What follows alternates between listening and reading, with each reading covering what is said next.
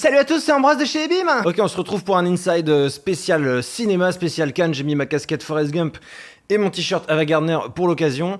Donc, on va parler de Marius à Cannes, un épisode un peu spécial puisqu'il s'agit du premier Marius nouvelle génération qu'on a pu faire grâce à l'aide du CNC. On est allé voir le Centre national du cinéma et de l'image animée, qui est l'organisme d'État français qui peut aider beaucoup de films et de projets audiovisuels. Et on leur a dit, puisqu'ils avaient ouvert un fonds pour les projets internet, voulez-vous aider Marius? Donc, on a dû leur présenter le concept de Marius et leur prouver que c'était vraiment quelque chose de très intelligent. On les remercie, grâce à eux on a eu de l'argent et on a pu lancer ces 4 nouveaux Marius: Cannes, covoiturage, call center et WhatsApp.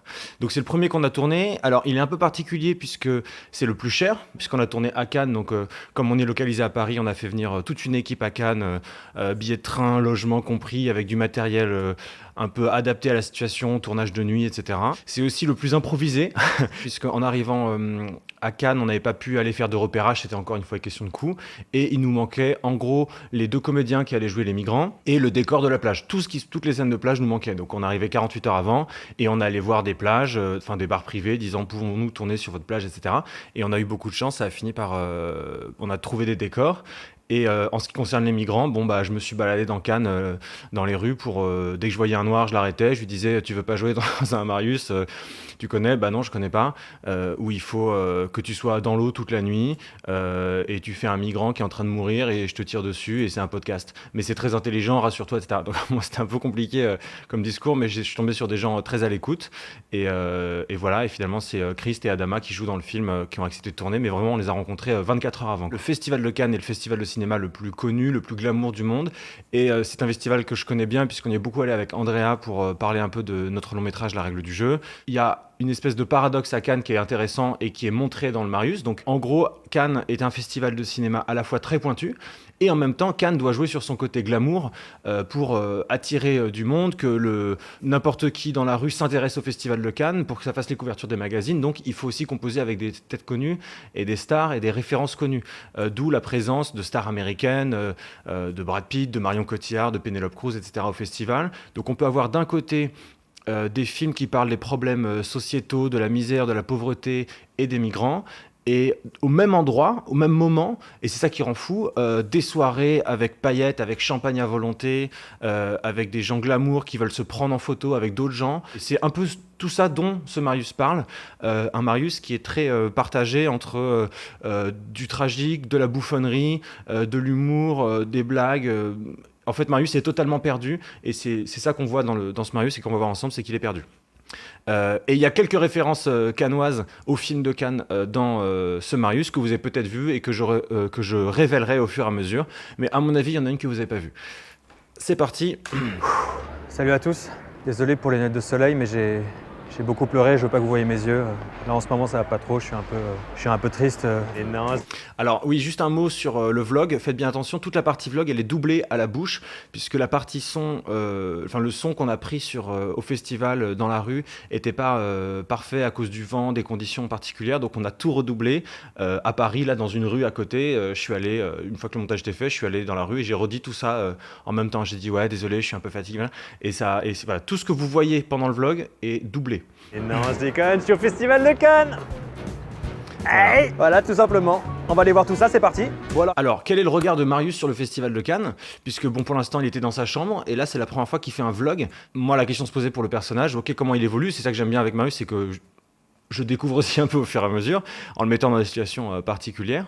Et alors, je pense que Marius, il a un regard sur Cannes que peut avoir la majorité des gens, c'est-à-dire, pour lui, Marius, c'est les paillettes, il va croiser des stars, c'est classe, c'est l'endroit dont tout le monde parle, donc lui, comme il est un peu teubé, il y va un peu dans cette optique-là. Donc il se la raconte, donc c'est insupportable, et il fait un vlog où il se filme dans Cannes en se la racontant. Ça, c'était une composante de son caractère, donc tout ça découlait des blagues où il était très fier de lui. Ce qui est en même temps très ironique, puisque faire un vlog, ça veut dire être tout seul à parler à une caméra dans la rue, donc c'est un petit peu ridicule quand même. Bon alors, quelques informations importantes sur le Festival de Cannes. Il a été créé en 1946 par Jean Zay. Non, je déconne, on s'en bat les couilles. On retrouve un peu les problématiques de Marius et du bac philo, où je me disais, ouais, ça serait bien quand même même si on fait un Marius, une parodie, etc., de quand même parler de sujets très sérieux et d'apprendre des choses aux gens sur Socrate et compagnie. Donc ça me plaît toujours. Après Marius, là, il parle de Jean Zay, qui est un personnage hyper intéressant, qui a été tué pendant la guerre alors qu'il avait préparé la création du Festival de Cannes qui a été créé en 1946 ensuite et qui est à l'origine de plein de réformes en France dont on bénéficie encore aujourd'hui. Voilà. Mais en vrai, c'est un sujet peut-être intéressant pour les gens qui ont le temps de s'y intéresser. Mais Marius, comme il fait un vlog comme il faut que ça tabasse, lui, il veut parler des trucs un peu bling bling, etc. Oui. Pourquoi, à votre avis, là, il y a plein d'escabeaux derrière moi? Tout simplement parce qu'en face, il y a juste, messieurs, dames, le tapis rouge. Alors, regardez bien, le tapis rouge, il y a un tapis effectivement rouge. Et le plan juste après. Le tapis rouge canois, c'est juste là, c'est là que toutes les stars viennent. Il y a plein de tocards qui se prennent en photo. Voilà, et là, il n'y a plus de tapis. Tout simplement parce que c'est vraiment un petit secret de tournage. Du coup, là, c'est 2 scènes que j'ai fait 2 fois, en fait, à différents moments de la journée. Je crois que j'ai commencé par celle-ci, mais il n'y avait pas le tapis, donc ça me gênait, ou l'inverse, et je voulais rajouter des phrases. Et puis au montage, ça passe tout seul, je pense que ça ne dérange pas. Donc le vlog, très très pratique comme forme audiovisuelle. Bon, j'en ai parlé dans d'autres Inside, mais vraiment pour maîtriser complètement sa narration et savoir exactement quand est-ce que je rajoute un petit plan, quand est-ce que je fais une petite virgule sonore, etc., etc. Dans le tapis, c'est drôle. Donc c'est là, quand t'es une star de cinéma, que tu montes. Un jour, c'est moi qui serai là-bas. Là, je travaille sur un gros truc. Je peux pas trop vous en parler, mais c'est un film que je suis en train d'écrire avec Antoine Daniel. Le clin d'œil à Antoine Daniel, avec qui on a passé une soirée, c'était super cool. Donc ça, c'est un truc de Canois, par exemple, de dire ça. Et en fait, ça m'amusait de dire, parce qu'il y a quand même une vraie question aujourd'hui. Il y a beaucoup de gens qui travaillent sur YouTube et qui font des vidéos pour YouTube. Et la question s'est posée au début, quand on voyait ça arriver, il y avait une petite confusion de est-ce que c'est le même métier que faire des films? Est-ce que c'est le même métier que faire du cinéma? Est-ce qu'il y a une passerelle naturelle? Est-ce que je peux passer de YouTube au cinéma? Et il y en a qui ont essayé, il y en a qui le tentent, il y en a qui travaillent pour ça et tout, mais en fait c'est pas si évident que ça. Et donc Marius, encore une fois, si on pousse les curseurs à fond, est persuadé que si c'est un youtubeur, même si c'est un youtubeur qui est certainement pas très suivi, et un jour il pourra faire un film sans problème. Et voilà, donc il y a cette confusion, et Marius il plonge dans toutes les confusions, il plonge dans toutes les naïvetés. Il a la confusion que en fait c'est un cinéaste. Là il fait des films pour YouTube où il se filme lui, mais en vrai si c'est un film, c'est le même objet qu'un long métrage, alors que pas du tout. Et en particulier à Cannes, devant les marches du tapis rouge, où les films cannois sont des films, la plupart du temps, très réfléchis, avec des cadres hyper travaillés, la profondeur de champ, des acteurs, des trucs très exigeants. Donc vraiment, c'est l'opposé du spectre du vlog fait dans la rue à l'arrache, quoi. Je vous en parlerai plus tard. Et en fait, tous ces gars-là, ils s'installent des trucs pour prendre en photo les stars et leur serrer la main. Donc c'est un peu des galériens. Pas mal d'escabeaux quand même. Bon, je garde. Voilà, donc les escabeaux, c'était l'anecdote que tout le monde ressasse à chaque fois qu'il y a un reportage sur Cannes, on voit ces escabeaux, voilà.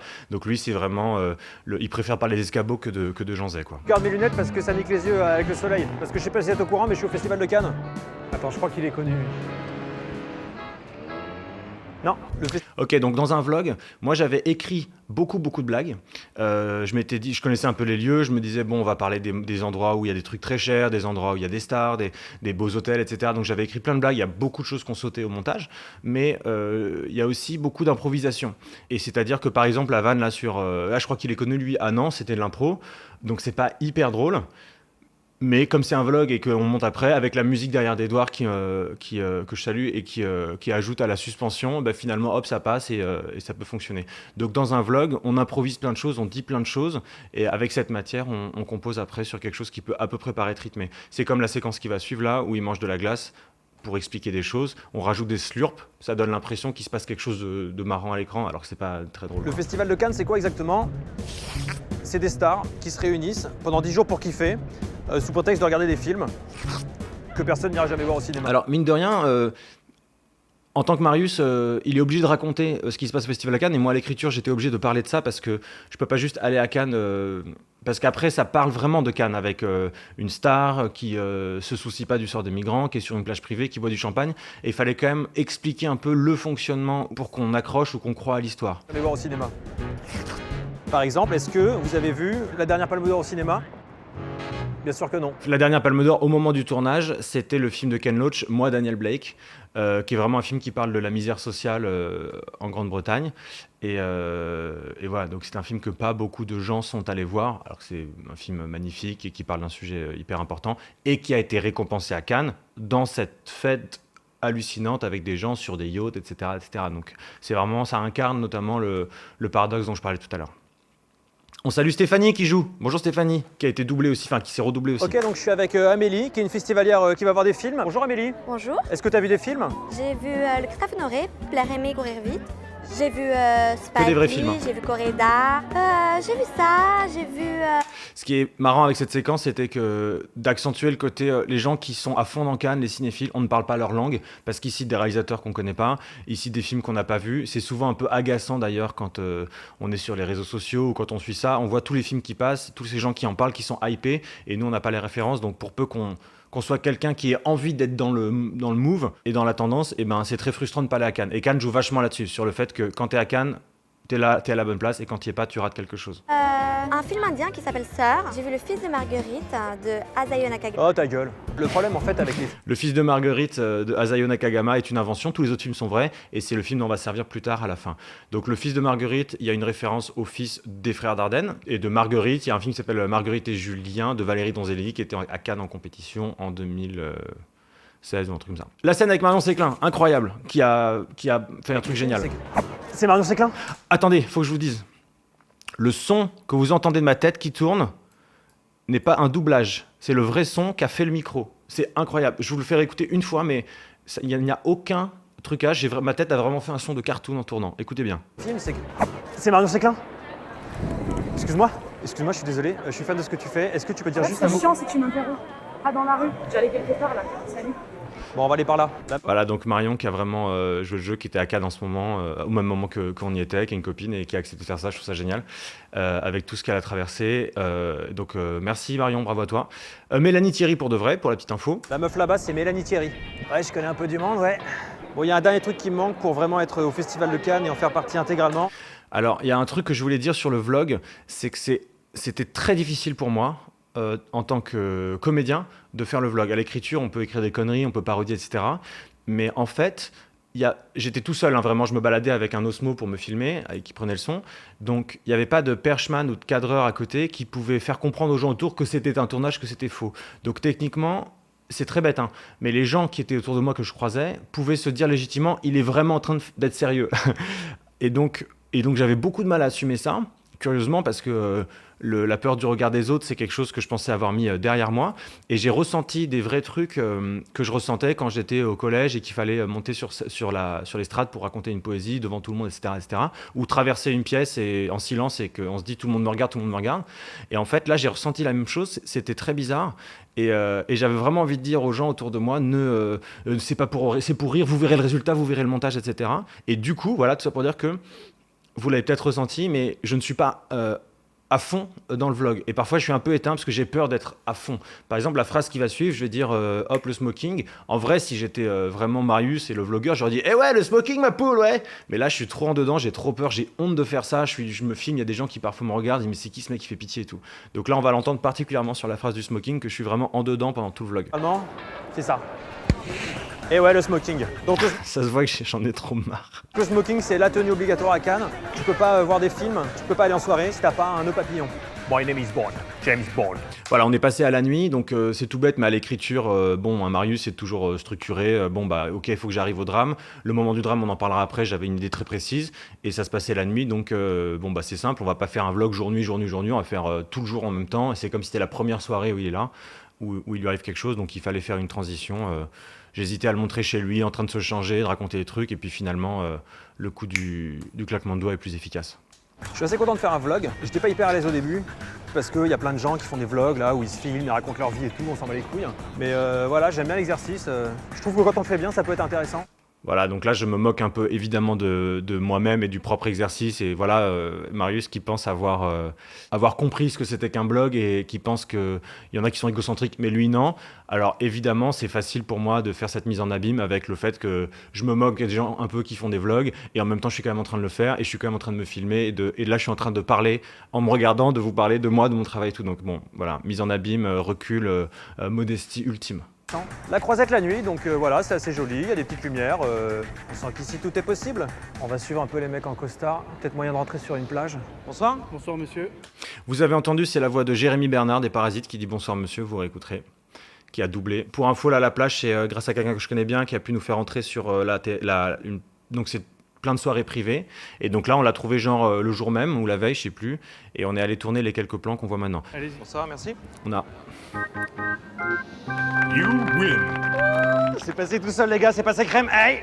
Voilà, donc Marius, c'est important dans chaque Marius que le drame lui arrive à un moment où il est très heureux ou alors tout va bien. Par exemple, dans la piscine, c'est quand il saute dans le toboggan parce qu'il adore ça. Dans Draguer une fille, c'est quand il est enfin avec la fille dans sa chambre et qu'elle va se déshabiller et là, il devient invisible.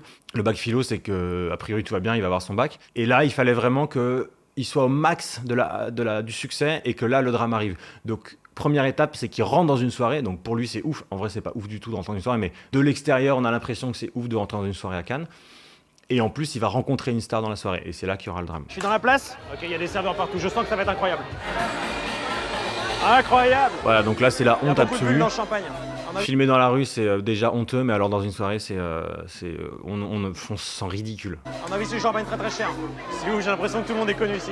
J'ai beaucoup de respect d'ailleurs pour les gens qui arrivent à faire ça et faire des vrais vlogs où ils font partager leurs trucs, mais force est de reconnaître que quand on assiste à un mec qui fait ça, eh ben c'est vraiment ridicule. Merci beaucoup, merci. À la vôtre les gars. Ok, on va circuler un peu. Ah, c'est incroyable. C'est de la folie, regardez. Il y a les hôtels, on est à Cannes, il y a le Martinez, il y a tout. Donc là, toujours le souci de situer un peu les choses pour ceux qui connaissent pas trop les lieux. Juste là, il y a la mer, il y a des vagues et tout, j'entends le bruit des vagues d'ici. Regardez, je crois que c'est Déborah Lessera. Elle est juste...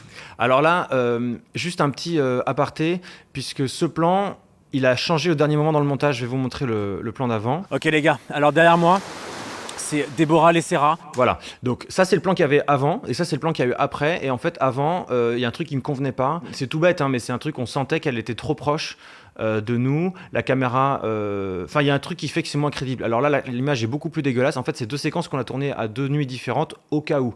On avait tourné celle de droite au cas où. Mais finalement, je trouve qu'elle est beaucoup plus naturelle et qu'elle fait beaucoup plus, image volée. Donc c'est tout bête, mais en tant que réalisateur, parfois, on est obligé de se dire, bah, je préfère prendre une image qui est moins belle, mais où on y croit un peu plus, genre vraiment qu'est-ce qui se passerait si on filmait ça. Parce que mine de rien, c'est pas très différent. Bon, il y a un visage à gauche, il y a quelqu'un derrière, mais c'est une question de distance, de focale peut-être aussi, de netteté de l'image, de façon dont c'est éclairé, voilà. Donc, ce qui compte toujours, à mon avis, c'est vraiment l'impression qu'on a du plan. C'est pas en théorie, c'est comme ça que ça doit être. C'est juste, attendez, on prend du recul, on regarde. Ah oui, non, c'est sûr que ça marche pas. Ça, c'est mieux. Et il m'a fallu plusieurs mois parce qu'avant, ce plan de gauche, il est resté dans le montage assez longtemps. On enchaîne. Elle est juste là, putain, c'est un truc de ouf. Vous aurez reconnu Marion Cotillard et sur le visage de Marion Cotillard, Ariane Bruce, qui est l'actrice qui joue Déborah Lessera. Exactement. Alors, 2 infos. Déborah Lessera, c'est l'anagramme de Dehors les Arabes. Donc voilà, c'est un peu en résonance avec tout ça. On s'était posé une fois la question de prendre une vraie star, genre de vraiment aller voir, je sais pas, Marion Cotillard pour jouer ça. Et en se disant, ah, peut-être qu'elle aime Marius, peut-être qu'elle connaît. Bon, en fait, trop compliqué, on laisse tomber. C'est beaucoup plus simple de faire ça avec des copains. Les gars, elle est tellement détente, elle est pieds nus sur la plage. Attendez, je voudrais pas me faire cramer. Voilà, vous la voyez là? Ok, donc c'est peut-être une des 10 personnes les plus importantes du festival. C'est complètement ouf. Alors là, on arrive dans le plan transition où Marius, dans ce même plan, on va passer du vlog à la fiction. Donc soyez attentifs. L'image est un peu salie, on voit les pixels, etc. Enfin, le grain. En fait, on l'a tourné, à partir de là, on a arrêté de tourner avec l'Osmo, qui est la caméra que je traînais pendant le vlog, mais on est avec une vraie belle caméra 4K. Et pour la transition, on a donc sali l'image, et progressivement, pendant le plan, l'image devient nette, et on se décale. Donc ça, c'était une idée qui était claire dans la tête depuis le début, c'était on se recule, et on découvre l'objet qui filmait le vlog depuis le début. Je trouvais que c'était un truc qui allait certainement fonctionner, puisque c'était une impression curieuse où, ah ouais, en fait, on ne sait pas ce qu'on croit. Tu filmes? Oui, alors je fais un vlog pour mes abonnés, en fait, c'est mon premier festival de Cannes. Est-ce que ça vous ennuierait de dire juste une phrase pour mes abonnés? Bah non, bien sûr, avec plaisir. Voilà, elle est adorable. C'est adorable. Alors il faut que vous Tu veux que je disiez... dise quoi, ouais. Alors oui, ça t'a plu, abonne-toi. C'est la phrase que je dis à chaque fois à mes D'accord, abonnés. et je regarde où? Vous regardez juste là, dans la caméra, là. D'accord. Ok. Mais tu peux me tutoyer, hein? Oui, pardon, j'ai pas l'habitude. On avait le signal, c'était juste après, tu peux me tutoyer. Quand on regarde plus l'Osmo, enfin la caméra, et là, on se tournait. Alors tu... Voilà, et là, ça y est, on découvre. Là, allez. On découvre l'Osmo. Donc ça, c'est juste un accessoire. C'est ce qui a filmé vraiment tout le vlog, mais là, il marche pas évidemment. On était juste, il y a un cadreur, il y a des gens derrière qui tournent autour de nous. 1, 2, 3. Ça t'a plu? Ok, l'arrivée du migrant. Donc, comme j'ai dit tout à l'heure, c'est vraiment quand il arrive au sommet de sa vidéo que le drame arrive. Donc là, c'est vraiment quand il y a une star qui dit ça t'a plu, abonne-toi, sa phrase fétiche que ça déconne. Et le migrant arrive. Depuis le début, l'idée c'était de faire un Marius, un vlog sur la plage, où à un moment il se balade, il fait des conneries avec des copains par exemple, il est en vacances, et il y a une main qui est sortie de sable et il bute sur cette main, il tombe, et en fait c'est une main de migrant enterrée, et après de parler de tout ça. Et il y avait déjà cette idée de panique, de vouloir les aider, de mains qui tirent, qui se transforment en pistolet, etc. Mais finalement on s'est dit, où est-ce qu'on va tourner ça? C'est la pure logistique, hein. Soit on va en Normandie, c'est plus proche de Paris de là où on est, soit c'est dans le sud. Et quand on a pensé à la Méditerranée au sud, on s'est dit, ah, ça pourrait être à Cannes. Je sais plus si c'était pour rire au début. Et après, ça a d'un coup fait du sens. On s'est dit, bah oui, il faut faire un truc à Cannes. Déjà, ça justifie qu'il aille faire un vlog sur le festival de Cannes. Et en plus, c'est en résonance avec toutes les problématiques dont j'ai parlé, de paradoxe entre Cannes, la richesse, les messages portés par les films, etc. Et c'est la Méditerranée, donc il y a des affaires sordides de migrants qui meurent en pleine mer. Et donc, ça fonctionnait aussi pour ça. C'est comme ça que le cheminement est venu. Mais au début, c'était vraiment l'image de sur la plage, on se marre, et là, oh putain, il y a un mort. Et de toute façon, Marius, c'est que ça, c'est la vie est chouette, c'est rigolo, on déconne. Et puis en fait, non, en fait, la vie est très dure, il y a beaucoup de drames et c'est très grave. C'est en permanence ça. Et d'une façon générale, tous les films que je fais, ça parle de ça. Oh mais qu'est-ce que c'est? C'est horrible! Je sais pas.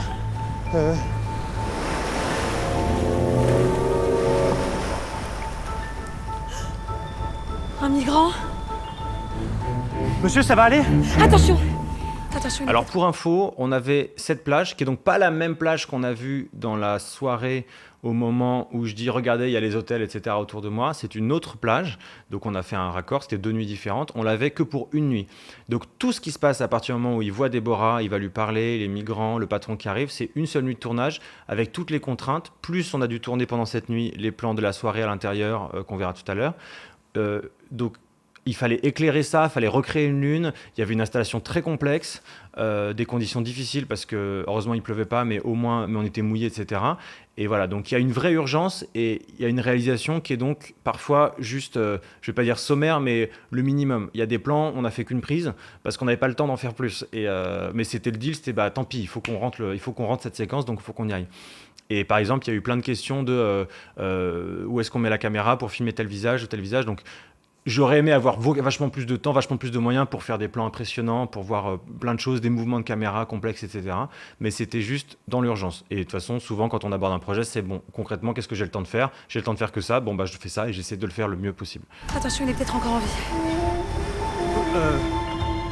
Monsieur? Alors oui, juste un mot sur le... Vous voyez les lumières passer sur nous et parfois, là il y a la musique du film, mais il y a parfois la musique, on entend les boum boum de la soirée. Ça c'était un truc, on se disait, il faut à tout prix que la soirée derrière qui est censée se passer existe en permanence avec les stroboscopes et tout. Donc en fait, il y avait une boule à facettes et quelqu'un avec la boule à facettes qui éclaire la boule à facettes avec une torche.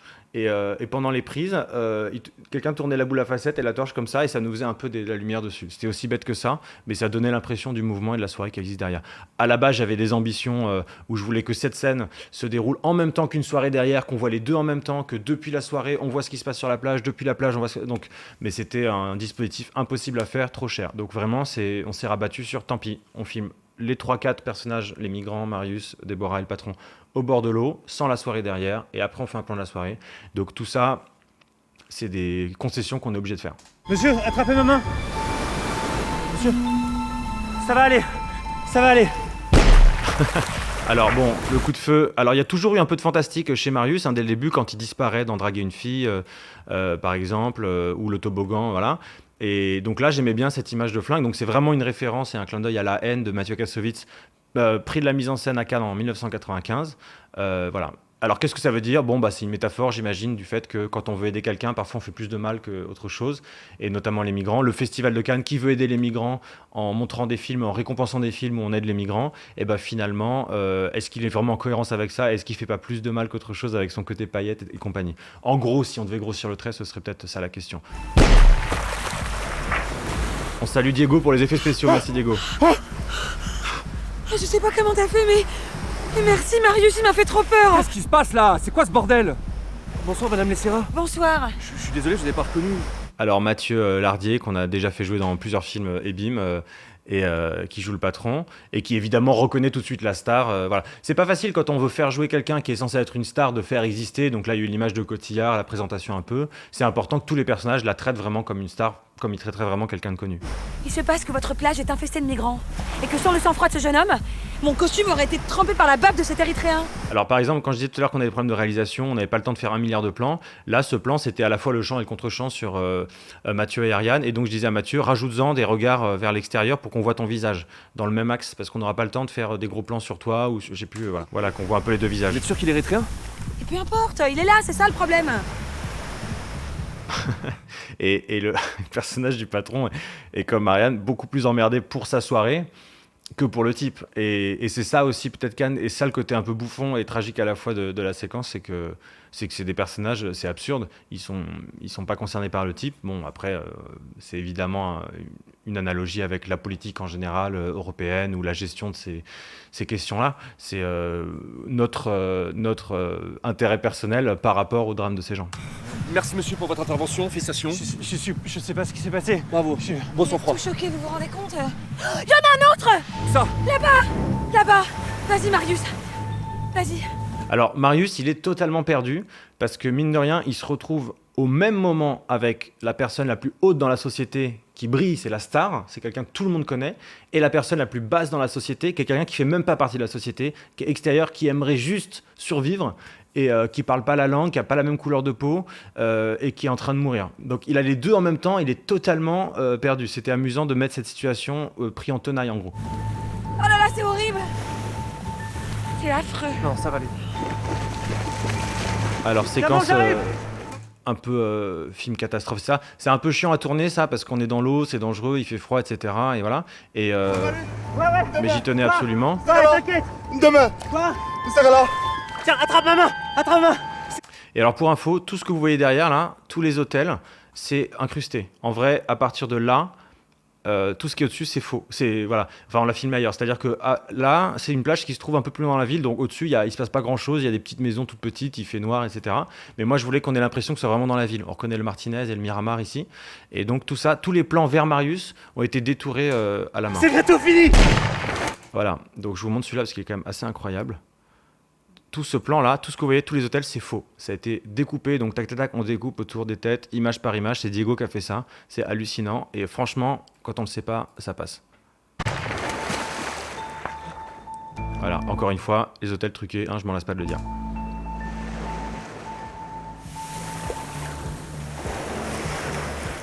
Donc bon, un deuxième mort, pourquoi pas. C'est plus fort qu'un seul. C'est le bordel votre plage, hein. Si les gens s'en rendent compte. Vous avez pas un peu de weed? Excusez-moi du terme, vous me mettez dans une sacrée merde là. Enfin, c'est pas de ma faute. Si madame. Alors là, il va y avoir la morale du film, qui est un peu en écho avec le film Welcome de Philippe Lioré, que j'ai vraiment beaucoup aimé, qui m'a marqué, où c'est l'histoire d'un type qui veut rejoindre l'Angleterre à 18 ans, un Irakien à la nage, et il se tue pendant le trajet sur la Manche. Et Vincent Lindon, qui incarne le type qui l'a entraîné à nager, va en Angleterre pour rencontrer la fille que le type voulait rejoindre, le jeune homme voulait rejoindre. Il voulait être footballeur en Angleterre parce qu'il adorait Ronaldo. Et en fait, il y a tout ce truc de la star à qui on veut ressembler et qui attire. Et le film de Philippe Lioré se termine par Lindon dans un bar en Angleterre qui voit Ronaldo à la télé marquer un but avec Manchester et célébrer. Et il le regarde un peu désabusé, genre ah oui, donc c'est pour ça que ce jeune homme est mort. Et donc là, il y a un peu ce côté moral tout pété, mais n'empêche qu'il faut le dire, du patron qui explique à la star. Alors, encore une fois, c'est un peu absurde, ça n'a pas de sens qu'il discute de ça à ce moment-là, mais bon, c'est le thème, le ton du film, on va dire, qui lui explique pourquoi elle est responsable de ça, pourquoi l'Europe est responsable de ça, pourquoi tous ces gens ont envie de venir en Europe voir la star, etc. Mais attendez, vous êtes célèbre. Ces gens-là prennent tous les risques pour admirer votre beauté. Vous représentez le paradis pour eux. Ce qui pourrait être en soi vrai, mais bon, c'est fait très court. Et la réaction de la star, moi, m'amuse beaucoup. Ah ouais. Bon, Elles sont, enfin bon. Ah oui, c'est vrai. Les lumières derrière, c'est les lumières de la pelleteuse du matin, genre de 4h ou 5h du matin, parce qui tasse le sable sur les plages, parce c'était les plans de fin, on était en retard, et il y avait la pelleteuse dans le champ carrément. Donc c'est des lumières de la pelleteuse pour info, on n'avait pas le choix, on était obligés. je sais. Pour celui-là, j'ai une idée. Mais alors Mais ça l'autre, fait genre il va lumière de falloir soirée, m'en donc ça passe. Je vous en fais une coupe de champagne. Gratuite? Voilà, donc on pousse l'absurde encore une fois, elle est prête à se débarrasser d'un corps. Si elle peut avoir une coupe de champagne gratos, alors que c'est une star, etc., mais c'est pour montrer le côté privilège. Deal. Bon, super, on va voir ça avec Dipan. Dipan. Alors, autre référence au film cannois. Madame Nessera sur... Dipan, qui est donc le film qui a eu la Palme d'Or, si je dis pas de bêtises, en 2015, ou 2016 ou dans ces eaux-là, de Jacques Audiard, qui est l'histoire justement d'un migrant, enfin d'un immigré qui arrive en France et qui tente de s'intégrer. Et c'est très difficile parce qu'il a dû mentir sur sa famille, il a une fausse femme et une fausse fille, mais ils doivent reconstruire une famille ensemble. Bref, c'est un film qui a vraiment touché le jury, qui a gagné, et ça parle de l'intégration en France. Et le type est un tamoul, donc il a la peau noire, et c'est Dipan, et il parle à peine français. Et donc ça me faisait rire que quand il appelle Dipan, quand on s'attend à voir un type qui ressemble à ça, qui va vous vendre des roses, et ben en fait, non, c'est le mec le plus Frenchy, avec sa jolie moustache, donc c'est Félix, qui bossait en tant que régisseur sur le tournage, et qui est aussi comédien et réalisateur, et avec sa petite chemise et tout. Donc c'était vraiment, moi, c'est ma blague préférée de tout le Marius, c'est que Dipan arrive, et que ce soit un mec qui ait cette tête-là. Retour, d'accord. Et puis. Oui, voilà, c'est une blague comme une autre. Hein. Ah oui, en effet, je je vois. t'explique. Alors c'est très drôle parce que en tant que réalisateur et acteur, parfois on m'a reproché de regarder les comédiens dans les scènes comme si je les jugeais en tant que réalisateur. Et là, c'est vrai que on a l'impression que je les regarde pas du tout en tant que Marius. Marius ferait pas du tout cette tête-là, mais c'est Ambroise, le réalisateur, qui les regarde en mode putain, j'espère qu'ils vont assurer la prise parce qu'on n'a pas le temps de finir, etc. Faut pas qu'on en fasse une deuxième et tout. Donc c'est vrai que là, ce regard me paraît particulièrement marquant. Ah oui, en effet, Voilà. je vois. C'est difficile parfois d'être dans la scène quand on est Va falloir leur hors de rendre la ce scène. traitement. Alors ce plan est un peu particulier, il fait fond vert et c'était une plaie pour moi de l'accepter parce que pourtant on l'a vraiment tourné en bas des marches à Cannes, sous la pluie, en pleine nuit. Mais le choix de la focale longue et la perspective fait qu'on était obligé de faire ça parce qu'il y avait des barrières, on voulait cacher les barrières, sinon c'est pas joli, ça fait pas genre c'est vraiment le tapis. Et en même temps, ça donne l'impression qu'on est complètement détaché du décor et que c'est un fond vert et qu'on a tourné ça n'importe où. Donc clairement, il y a eu un mauvais choix de mise en scène, à mon avis, sur ce plan, parce que du coup, on est moins immergé dans le truc. Après, dans les conditions dans lesquelles on était, il fallait prendre une décision rapidement. C'était difficile de faire une courte focale qui implique plus les personnages parce qu'il y avait des barrières, encore une fois. Mais je me suis dit, tant pis, on tourne comme ça. Et j'avais pas vu au tournage que ça rendait aussi fake, entre guillemets, alors que c'est vrai, c'est ça qui est ouf. Donc au montage, j'ai zoomé dans l'image, j'ai refait un cut pour faire genre c'est un peu plus vivant. Mais bon, j'ai rattrapé ce que j'ai pu, mais clairement, il y a un problème.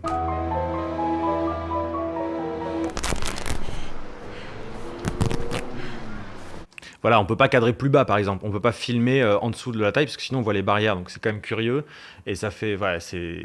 Mais bon, après, ça donne un genre. De toute façon, à Cannes, et en général dans le cinéma, quand il y a un plan bizarre, eh ben, il faut l'assumer, il faut dire non, c'est un choix, c'est fait exprès si ça semble faux. Donc c'est ce que je vais vous dire. Voilà, c'est totalement assumé. J'ai voulu donner cette impression de fausseté, puisque c'est ça le cinéma cannois, c'est la fausseté. Allez, on y va. Donc bon, là, il y a clairement un côté frère Cohen, vraiment avec toute proportion gardée, qui m'amusait, qui est comment on cache un corps un peu pied nickelé dans des situations absurdes comme ça. Et c'était rigolo à écrire en me disant, bon, bah, ils vont le foutre à la poubelle, quoi. Alors ça, c'est la musique officielle cannoise. Quand on voit un film dans la grande salle à Cannes, qui est une salle magnifique, tous les films commencent par un plan, une animation sur les marches de Cannes, c'est le logo du festival en gros, et avec cette musique par-dessus. Donc c'est clairement, quand on a vu un film à Cannes, dès qu'on entend cette musique, ça nous fait penser à cet endroit. C'est très fort Cannes au niveau marketing, parce qu'il y a vraiment des choses qui sont cannoises, qui appartiennent au festival de Cannes. Oh, tu l'as vu ce film? Il est vachement bien, faut absolument que tu le vois. Je crois que je vais le défendre. Oh, attends 2 secondes. Donc Déborah qui est obsédée par la drogue depuis le début, donc c'était un trait de personnalité qui nous faisait marrer, enfin en tout cas moi qui me faisait rire, et qui disait des choses sur des stars un peu déconnectées. Bon, à Cannes il y a quand même aussi beaucoup de drogue, il y a beaucoup de gens qui aiment s'éclater. Donc je voulais que depuis le début, elle ce soit un peu une route, c'est que malgré son côté star, paillette, je suis en compétition, je suis sur les marches et tout, elle kiffe, il y a un truc qu'elle adore plus que tout, c'est un bon petit joint, quoi. Excuse-moi, je peux tirer une taf?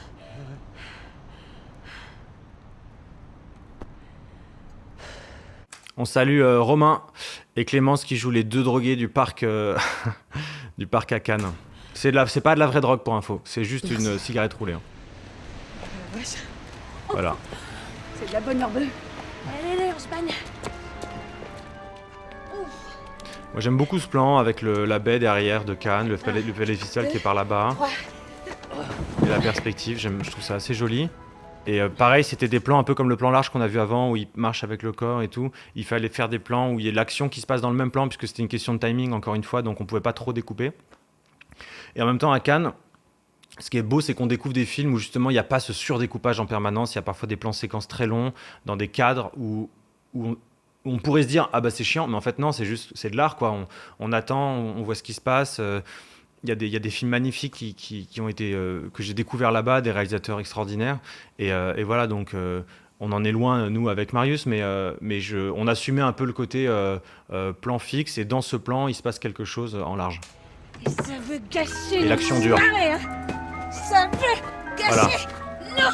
Alors, c'était cool d'écrire ça pour Ariane, parce qu'il fallait quand même que la star en veuille. Il fallait pas juste qu'elle soit dérangée, il fallait qu'elle en veuille vraiment aux migrants, et que pour pousser le curseur noir jusqu'au bout, c'était merde, mais vous faites chier à mourir sur nos plages, quoi.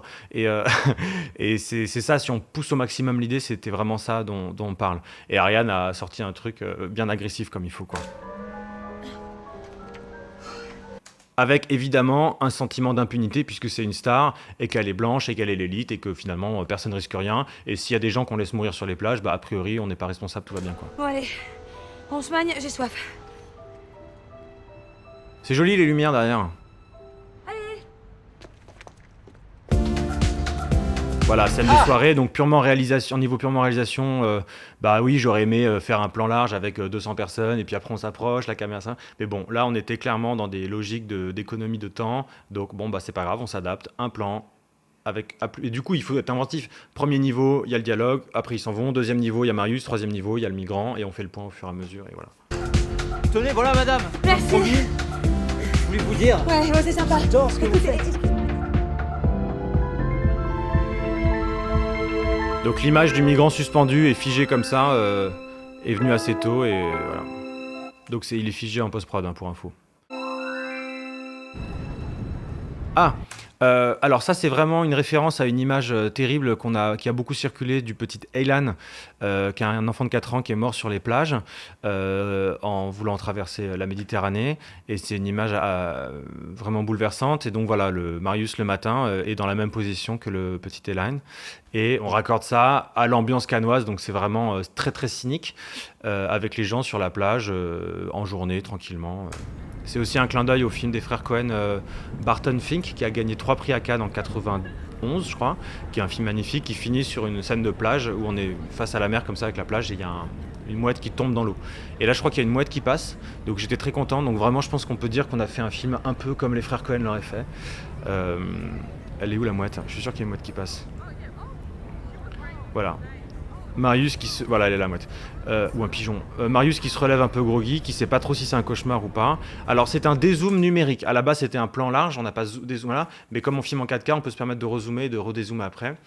Et moi j'aimais beaucoup, j'aime bien rajouter des petits zooms numériques ou des zooms, parce que j'ai vu faire ça dans des films d'auteurs ou assumés. Bon bah Barry Lyndon est l'exemple le plus connu, mais et je me dis ouais, si on l'assume, et si ça compose des jolis cadres, pourquoi pas dézoomer numériquement pour découvrir un peu le tableau, quoi. Et là, ça y est, on est très très loin du vlog. Ce qui est marrant, c'est qu'au début de la vidéo, c'était un vlog avec des cuts et tout. Et là, on est dans des plans larges, silencieux. Donc ça, c'est toujours agréable de changer de genre en cours de route. Et puis, on découvre les bateaux. Donc maintenant, plus on dézoome, plus on a une petite information en plus. Donc le mec qui nage et tout, là.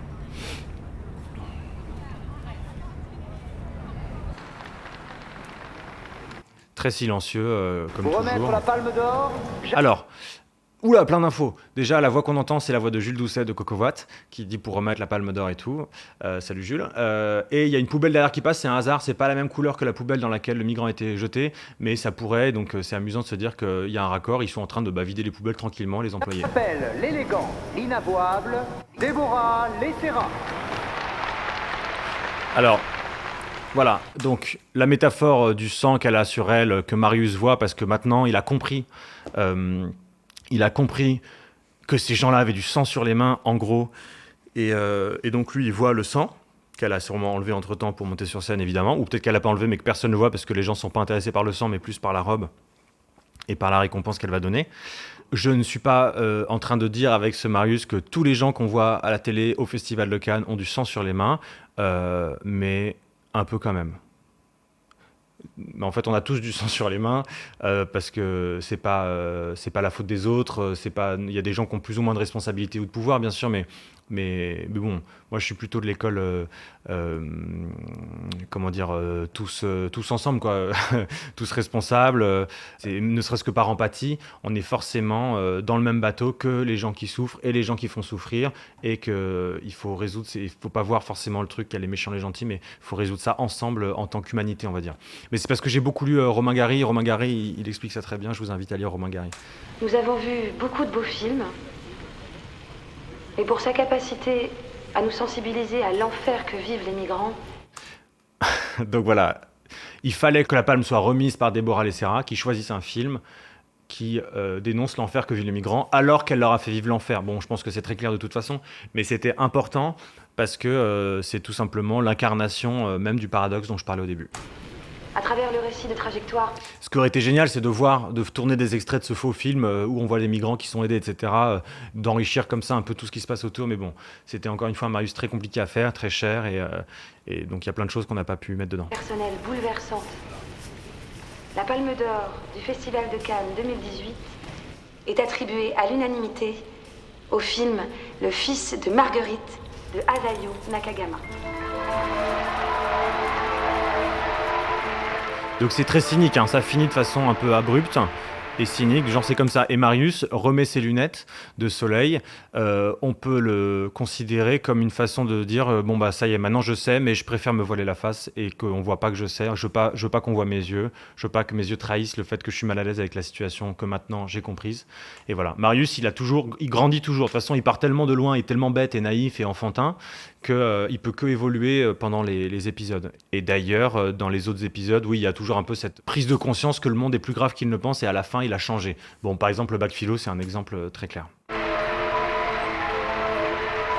Le générique blanc sur fond noir, sans majuscule, alors ça, c'est clairement un clin d'œil à Michael Haneke, de Palme d'Or à Cannes, réalisateur radical s'il en est, extraordinaire, avec des films toujours qui sont là pour interroger, percuter le spectateur, parfois choquer, et avec plus ou moins de réussite, hein, comme toujours, chacun ses goûts, mais c'est un type qui met jamais de musique dans ses films, à part la musique qu'on entend éventuellement dans les scènes. Si quelqu'un joue de la musique, on le voit, on l'entend, mais il met pas de la musique par-dessus, qu'on appelle extra-diégétique. Et voilà, donc il fait des trucs très austères comme ça en générique, je trouve ça super cool, donc on l'a mis là. Le CNC Talent, qu'on remercie à nouveau d'avoir permis... Trop marrant, abonne-toi. Alors, le trop marrant, abonne-toi, tous les Marius se finissent par ça. Et là, je savais pas où le mettre, je savais pas s'il fallait que je le mette après les lunettes de soleil de Marius et avant le générique, ou un peu plus tôt, mais je le voulais à tout prix, et finalement, j'ai dit, bon bah tant pis, on le met à la fin, parce que le générique fait partie du Marius, en fait. Mais bon, c'est vraiment un détail, hein, mais c'est des questions qu'il faut se poser. Trop marrant, abonne-toi. Voilà, c'était tout pour le Marius à Cannes. C'est un Marius un peu particulier qui mélange de la fiction. En fait, il y a un truc global dans le Marius qui n'est pas dans les autres Marius. Il y a moins d'angoisse ressentie parce que c'est vraiment bizarre ce qui se passe. Et en même temps, je suis content parce que ça ressemble à ce qu'on ressent aussi parfois quand on voit certains films cannois où on ne sait pas trop où se positionner parce que ce n'est pas des films commerciaux, grand public, où les sentiments sont clairs les uns après les autres, on est un peu plus dans le flou, et en même temps c'est aussi ce qu'on ressent quand on est à Cannes parfois, une espèce de trouble entre est-ce que je suis en train de m'amuser ou est-ce que je suis en train de me perdre. Et donc voilà, il a au moins ce truc-là pour lui, ce Marius, c'est qu'il est dans un trouble de sentiments, de choses qu'on peut ressentir, et très ambitieux à la base, donc forcément très compliqué à faire. Alors, je vous ai promis que je vous révélerais un clin d'œil au film cannois que personne certainement n'avait vu. Alors, c'est parti pour la révélation. Voici la bande-annonce de Winter Sleep, Palme d'Or en 2014. Extraordinaire, film qui m'a bouleversé, qui est magnifique. Alors, la musique de la bande-annonce et du film qu'on entend. Ce piano, c'est Schubert. Voilà, c'est très joli, et c'est la musique qui accompagne le film et les réflexions du personnage dans le film. Et cette musique, c'est tout simplement la sonate pour piano en La majeur D 959. Et 959, qu'est-ce que c'est ?